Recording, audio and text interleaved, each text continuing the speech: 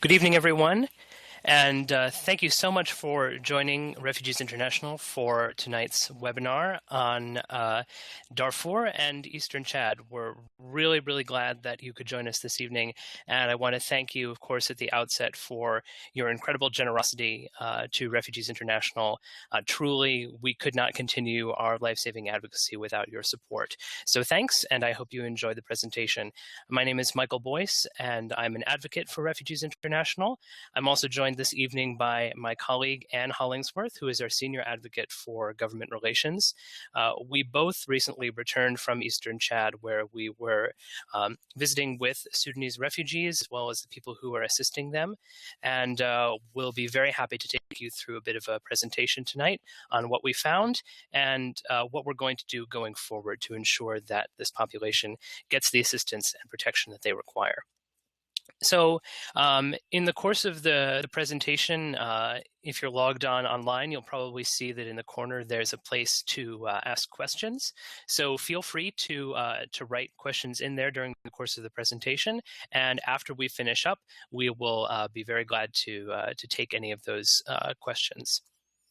So just to start off, you might be asking, why did Refugees International go to Eastern Chad this year? There are many other crises in the news. There are many other things that are blowing up around the world and drawing people's attention from Syria to Iraq to Myanmar. And the reason why we wanted to go to Eastern Chad this year was, frankly, because no one else was going. The situation in Eastern Chad has been pretty dire for about 12 years now, as many of you know. In 2003, the conflict in Darfur between the Sudanese government and militias backed by the Sudanese government and tribal authorities and tribal militias in Darfur really kicked off, sending thousands of people across the border into Eastern Chad and displacing tens of thousands more inside Darfur.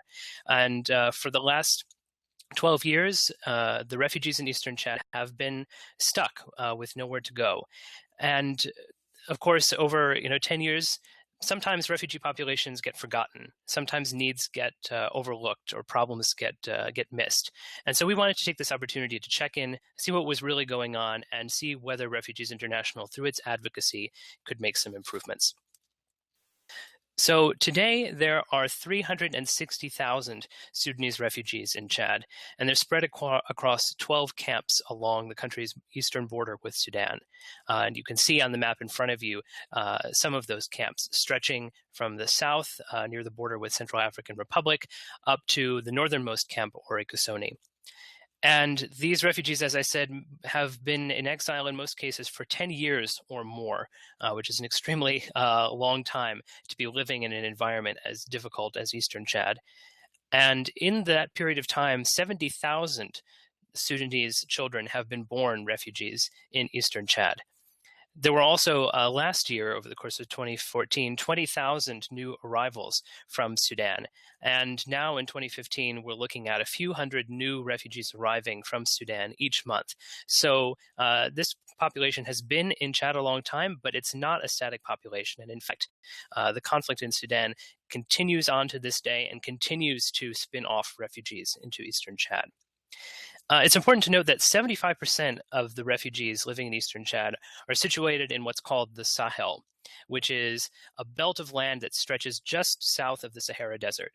And this is one of the most difficult environments on Earth in which to live. I've been to this region twice with Refugees International, and I can say it's one of the harshest places that I have traveled. The temperatures are extreme. The land is nearly desert, bone dry for most of the year, very difficult to farm. The region faces chronic poverty and food insecurity that affects not only the refugees, but also the local populations. And also it's a region that's extremely vulnerable to climate change, with an increase of 7 to 10 degrees Fahrenheit projected over the course of the next century. Now, even after 10 years, the chance for durable solutions for the Sudanese refugee population are still really slim. And when we talk about durable solutions, these are the things that UNHCR, the UN Refugee Agency, has set aside as ways that refugees can escape their refugee status once and for all, and hopefully start to live a more normal life. One of those durable solutions is return. Return in this case to Darfur. And unfortunately, at this time, violence and displacement inside Darfur is at levels that we haven't seen since 2004. So return is not really a prospect for any of these people. Resettlement is another durable solution, meaning that the refugees will be taken from Eastern Chad and brought to third countries like the US or Canada, where they'll be able to gain citizenship and live permanently. But resettlement for the Sudanese refugees is very, very limited. Only the most vulnerable, the disabled, the women head of households, are able to access resettlement to other countries. So for the vast majority of people, it's not an option. And the third durable solution is local integration, meaning that the refugees will become citizens of their host country and live a permanent life there. But most of the refugees, in fact, don't want to become Chadian citizens. They want to return to Sudan someday. They want to maintain the ties to the land that they were forced off of 10 years ago. And so integration as well is not really something that's on the cards. So the reality is that most of these refugees are stuck. They're stuck both in Chad and they're stuck with refugee status for the foreseeable future. And the needs of this population are growing every day with the natural increase of the population, with new arrivals from Sudan. But the unfortunate fact is that aid is declining. The UN Refugee Agency has slashed its budgets for Eastern Chad for the last 4 years. Many NGOs who work for the UN Refugee Agency, who get grants from them to run programs, are leaving because there just isn't the money that they need to provide support to this population. Eastern Chad, it used to be a big hub of humanitarian activity in 2003, 2004. I'm sure many of you remember George Clooney and Mia Farrow and many other celebrities going to the region and highlighting the needs. But nowadays, 10, 12 years on, that's no longer the case. Another big problem for the refugees is that the World Food Program has cut its rations for the refugees by more than 60%. Since the end of 2013, refugees have been receiving about 800 calories per person per day. And when you think of all the things that a refugee has to do in a given day, they have to walk miles at a time to go and find clean water. They have to do everything around the house to take care of their children, to take care of their elders. 800 calories a day is just not enough to get by on.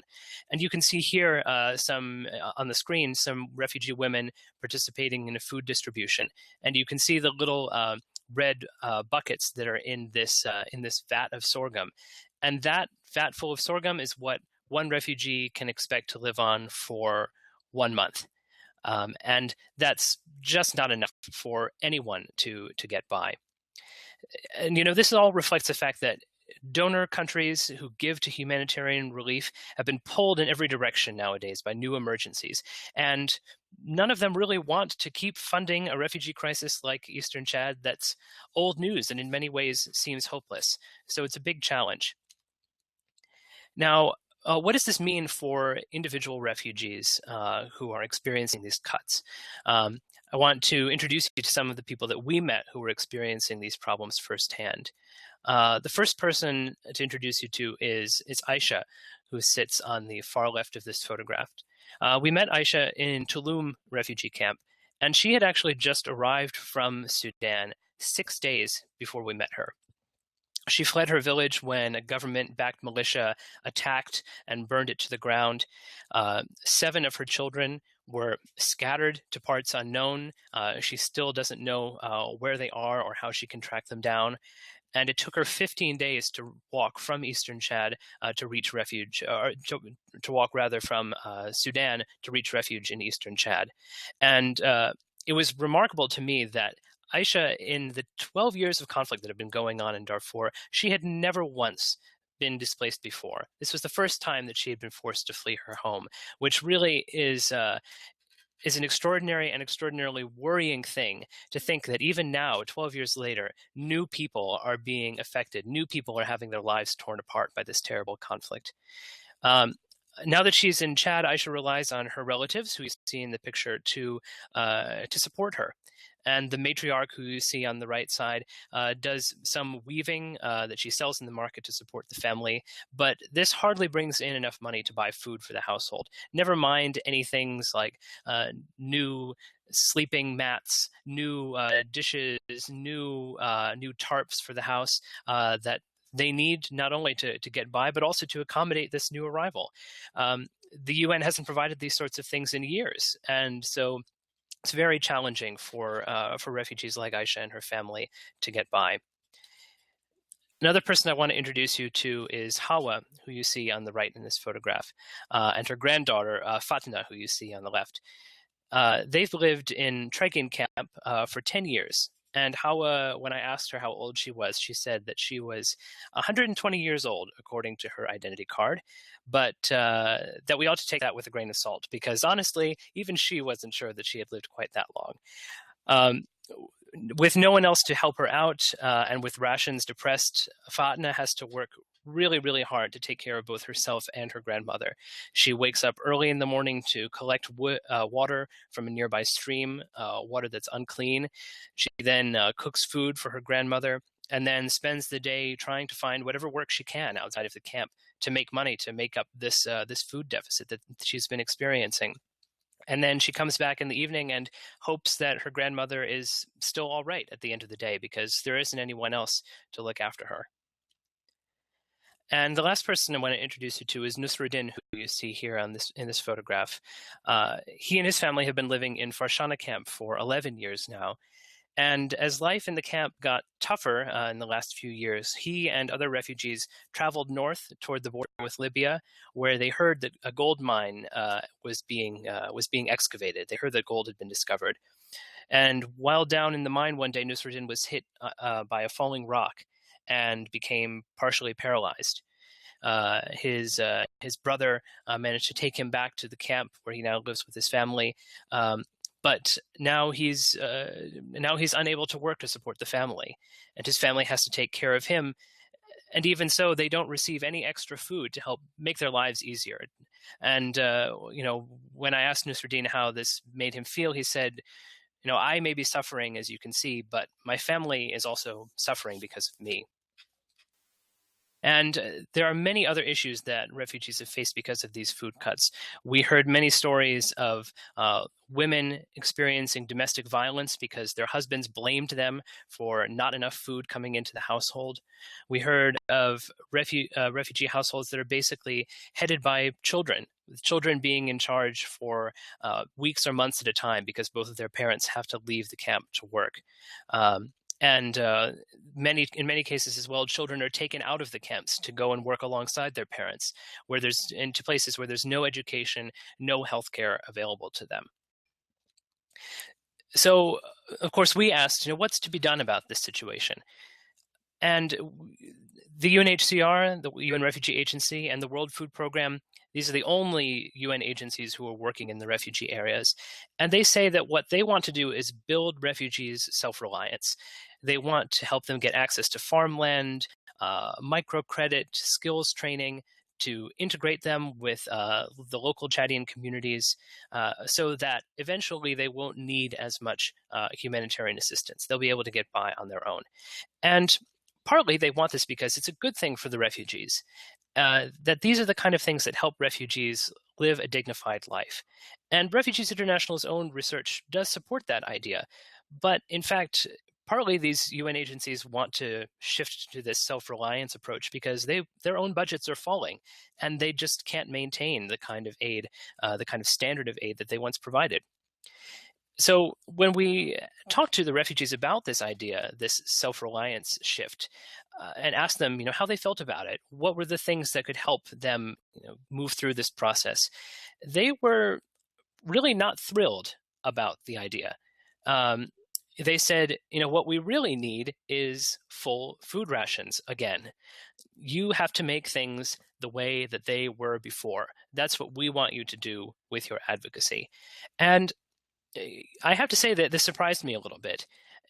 I asked myself, why were the refugees sort of fixated on this, old school, blunt instrument of humanitarian action, the food ration? Didn't they want something more innovative, more something that would bring them more self-sufficiency. I was a bit confused at first, and then as I thought about it more, it kind of dawned on me that maybe the refugees knew something that I didn't. Because after all, the refugees, these refugees in Eastern Chad in particular, have had more than 10 years of humanitarian experience. They've had more than 10 years of sitting on the other side of the UN's humanitarian operations. They've seen many initiatives start and many initiatives fail. They've seen humanitarian workers come and go many, many times over the course of their long period in exile. And they've probably seen what works and what really doesn't work. So they were probably quite skeptical of this approach. And as we got to talk more and more to the people actually in charge of rolling out this strategy, we became a bit skeptical ourselves and a bit concerned, because the more we learned, the more we understood that this push towards self-reliance was really in trouble. The UN Refugee Agency, the World Food Program, they didn't have the staff, the expertise, or the money to do the kinds of projects that were really going to be required. The development agencies, like the UN Development Program, who did have these skills and expertise, were almost entirely absent. Development donors, like the U.S. Agency for International Development, were really not involved.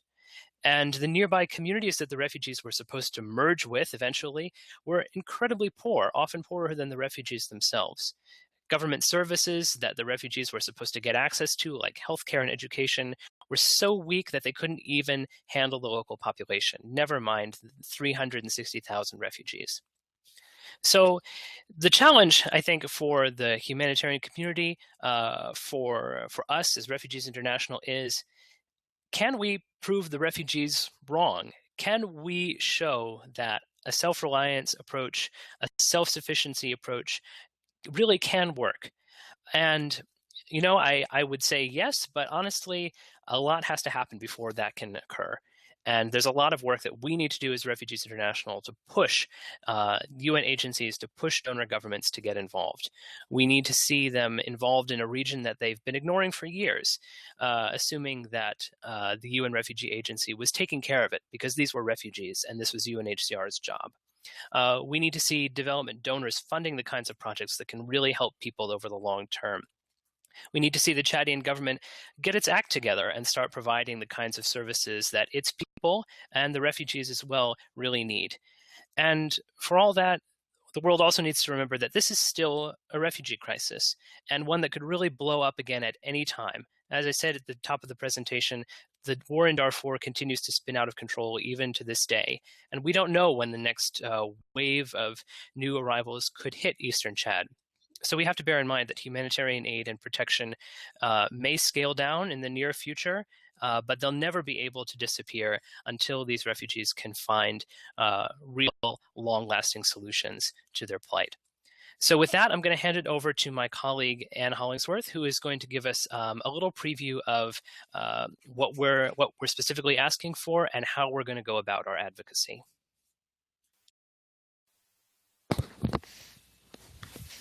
Hi, everyone. This is Ann. Sorry, I had to use Michael's headset to switch over. Thank you so much. It was a really great mission. It was a pleasure to be on this mission with Michael, and it was a great learning experience as well. I just wanted to take a couple of minutes to talk about our advocacy strategy moving forward with the report itself. I want to open, first of all, with we knew this was going to be a very tough sell before we went on the mission, given how distracted the international community has been, particularly on any sort of substantive focus on Chad in sort of the recent history. I think our takeaway, first of all, is it's going to be an even tougher sell than I think we had even thought. And I think we have to approach this in a couple of ways. There's an expectation within sort of the U.S. government on sort of a promise of shifting into a resilient strategy into certain pockets of the U.S. government, particularly at the U.S. Agency for International Development. And so what we want to make sure with this report is that USAID is fulfilling its commitment on the shift into a resilience approach, into the importance of development assistance, and making sure that Chad is part of that strategy. And right now, unfortunately, we're really not seeing that. So part of our strategy is to focus specifically with the U.S. Agency for International Development, who is doing, I think, very substantive support for with Food for Peace, which directly funds the World Food Program and the food aid. But more broadly, we also want to talk to USAID about what kind of development projects, and specifically sort of the 4 kinds of development projects that we're raising in the report, particularly around women's empowerment and other issues, to see if USAID can do more on that. We also sort of teed up the mission before we left with key interlocutors within the U.S. government, particularly at the White House and the National Security Council, at the State Department, and also with Congress as well, because this long-term refugee crisis is definitely something that is of interest on Capitol Hill as well. So we sort of laid the foundation before we left, and as soon as we returned, and sometimes while we were in the field, we were communicating with key U.S. advocacy targets about the upcoming report, and we expect to have a pretty substantive rollout when the report is released on July 9th. So we will hopefully be looking at a couple of public presentations, but more importantly, doing some closed door briefings with very high level advocacy folks. I actually did a sidebar at the White House today with the National Security Council. It was their World Refugee Day, to talk specifically about the Chad mission and our findings, and they're very interested to sit down for a more substantive conversation. So I think it's twofold. It's a Sudanese refugee population that unfortunately is off the radar here within the U.S. government, but frankly, so is Chad. And the only way that the U.S. is really looking at Chad right now is through the counterterrorism lens.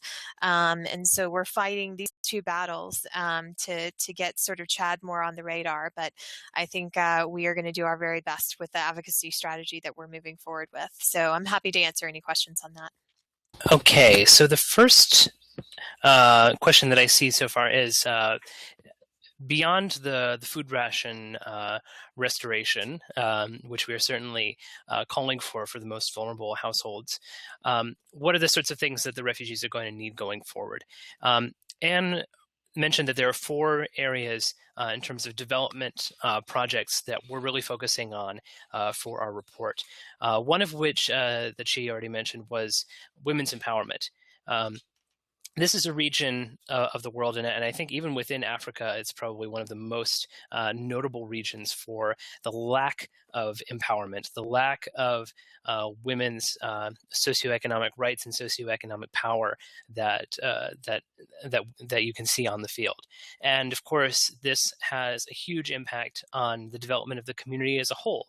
It means that that families aren't healthy, that women don't have the opportunity to contribute to the household economy and to the community in the way that they ought to, and also that that the women and girls are subject to abuse and exploitation, to a really terrifying degree. So one of the things we certainly do want to focus on is how women can be more empowered. And there was actually a really forward-looking, I would say, or at least sort of modern day decision by the president of Chad recently to mandate that 18 would be the minimum age of marriage in Chad. And so this, for example, presents a really good opportunity for development actors like USAID to get in there, start talking about women and girls' rights, the importance of educating women and making sure that their rights, their right to healthcare as mothers, is really maintained and supported. Another thing that we're looking at is water. As I said, this is a really harsh climate, a really, really dry place most of the year, where agriculture is really, really difficult, where raising livestock is so difficult because there just isn't enough water to go around, or rather that the water that is there isn't managed in the right ways. So there are NGOs out there, there are development agencies that know how to address water problems in regions of the world like this. So we just need to get them involved and get them working on this water problem so that people will have enough water for their household activities, for their animals, for their farming and their agriculture. third thing to look at is agriculture itself, making sure that families have access to the kinds of seeds and tools and techniques that will allow them to make best use of the land that they have. There isn't a lot of arable land in this region, certainly not enough at the present to support all of the people who live there. So we need to make the existing arable land that's there a lot more productive, and we also need to open up other areas, new areas with irrigation and other techniques that will be arable in the future and can help support the population. And then the final thing is dispute resolution between the refugees and the host communities, because in a place that is so resource constrained like Eastern Chad, you can have conflicts pop up between refugees and host communities very, very easily.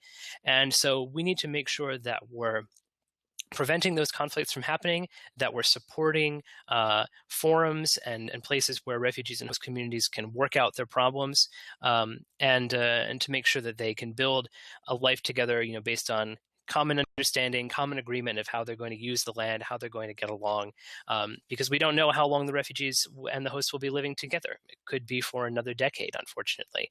So those are the four main areas that we're pressing for in terms of development interventions that we hope will support the refugees long into the future.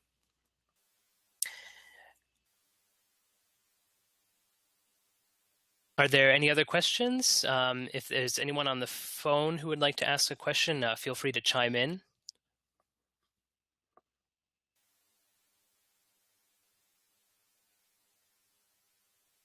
Okay. Well, seeing no questions, I think now is the time just to say thank you once again for tuning into this webinar. Thank you once again for your remarkable support of Refugees International. As I said at the top, we couldn't do this work without you, and we so appreciate your support and your partnership going forward. And I hope you'll join us for the next webinar that we bring together this year. Thanks again, and have a good night.